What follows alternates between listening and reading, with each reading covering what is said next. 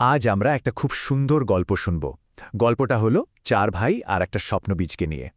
গল্পটা শুরু হচ্ছে, আচ্ছা ভাবুন তো একবার, একটা শান্ত সবুজ গ্রাম, যেখানে চারদিকে শুধু সবুজ মাঠ, মাটির রাস্তা আর সকাল হয় পাখির ডাকে। ঠিক এমনই একটা জায়গায় আমাদের এই গল্পের শুরু। আর এই সুন্দর গ্রামেই থাকত আমাদের গল্পের চার নায়ক, চার ভাই।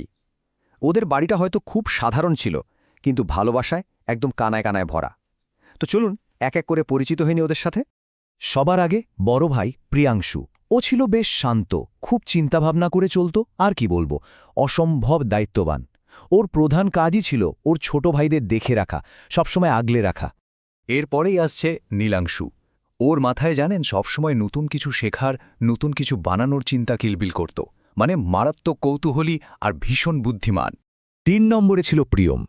ওর দুনিয়াটাই ছিল গান, গল্প আর ছবি আঁকা নিয়ে, মানে একদম যাকে বলে একজন শিল্পী মন। আর সবশেষে বাড়ির সবচেয়ে ছোট প্রীতেশ। ওর মধ্যে ছিল এনার্জির ভাণ্ডার, দারুণ সাহসী, আর খেলাধুলায় তো ওর জুড়ি মেলা ভার। তো এই চার ভাইকে নিয়ে বেশ আনন্দেই দিন কাটছিল, কিন্তু হঠাৎই একদিন ওদের জীবনে একটা নতুন মোড় এলো। কি হলো? ওদের স্কুলে ঘোষণা করা হলো একটা বিশেষ প্রতিযোগিতার। আর এই প্রতিযোগিতাটাও ছিল দারুণ মজার। নাম ছিল স্বপ্নবীজ। ব্যাপারটা কি? প্রত্যেক ছাত্রকে একটা করে স্পেশাল বীজ দেওয়া হলো, আর চ্যালেঞ্জটা ছিল যে এই বীজটার সবচেয়ে ভালো যত্ন নিয়ে সবচেয়ে বড় গাছ তৈরি করতে পারবে, পুরস্কারটা তারই। তো যাই হোক, চার ভাই তো একদম কোমর বেঁধে নেমে পড়ল। আর সবচেয়ে মজার ব্যাপার কি জানেন? প্রত্যেকেই কিন্তু নিজেদের স্বভাব মতো গাছের যত্ন নিতে শুরু করল। যেমন ধরুন, দায়িত্ববান প্রিয়াংশু একদম নিয়ম করে গাছে জল দিত। বুদ্ধিমান নীলাংশু গবেষণা শুরু করল সেরা মাটি কোনটা হবে তা নিয়ে। শিল্পী প্রিয়ম তার গাছটাকে গান শোনাত। আর আমাদের এনার্জেটিক প্রীতেশ ও গাছের চারপাশটা সবসময় ঝকঝকে পরিষ্কার রাখত। কিন্তু গল্পে তো একটা টুইস্ট আসতেই হবে, তাই না? এখানেও ঠিক তাই হলো। সবকিছু কিন্তু ওদের প্ল্যান মাফিক এগোচ্ছিল না। হঠাৎ করেই একটা সমস্যা দেখা দিল। সমস্যাটা কি ছিল? একদিকে যখন বড় ৩ ভাইয়ের গাছগুলো দিব্যি বেড়ে উঠছিল, ঠিক তখনই দেখা গেল ছোট ভাই প্রীতেশের গাছটা কেমন যেন বাড়তেই চাইছে না, একদম থেমে আছে। আর এতে যা হওয়ার তাই হলো। প্রীতেশের মনটা একদম ভেঙে গেল। বেচারা সব উৎসাহ, সব আনন্দ, সব যেন কোথায় উধাও হয়ে গেল। কিন্তু এখানেই গল্পের আসল মোড়। ভাইরা কি তাদের ছোট ভাইয়ের এই কষ্ট দেখে চুপ করে বসেছিল? একদমই না। ওরা সবাই মিলে ঠিক করল এই সমস্যার সমাধান একা একা নয়, একসাথেই করতে হবে। তো কিভাবে ওরা এক হলো? দেখুন, বড় ভাই প্রিয়াংশু ও এসে প্রীতেশকে সাহস দিল, বলল, চিন্তা করিস না, আমরা আছি।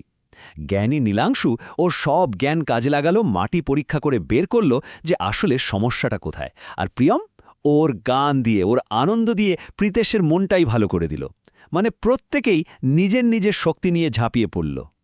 আর এই একসঙ্গে কাজ করার ফল, আরে ম্যাজিকের মতো কাজ হলো।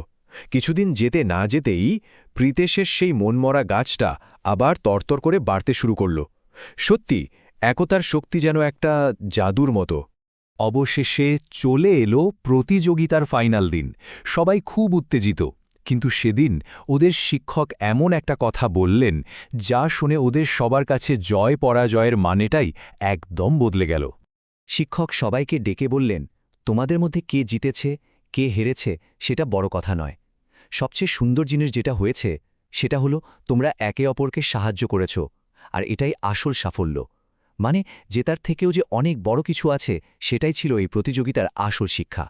তাই পুরস্কারটা কিন্তু কোনো একজন ভাই একা পেল না, বরং ওদের এই দারুণ একতার জন্য 4 ভাইকেই একসঙ্গে বিজয়ী ঘোষণা করা হলো। কারণটা খুব সহজ। ওরা আসলে শুধু একটা গাছকে বড় করেনি, ওরা বড় করে তুলেছে নিজেদের ভেতরের ভালোবাসা আর একতাকে। এই ছোট্ট সুন্দর গল্পটা থেকে আমরা আসলে কি শিখলাম? শিখলাম যে কোনো স্বপ্নই একা একা পূরণ করা যায় না, কিন্তু সবাই মিলে যদি একসঙ্গে এগোনো যায়, তাহলে ছোট্ট একটা স্বপ্নবীজও একদিন একটা বিশাল বড় গাছে পরিণত হতে পারে। তো আজকের এই আলোচনাটা শেষ করার আগে একটা প্রশ্ন রেখে যাই।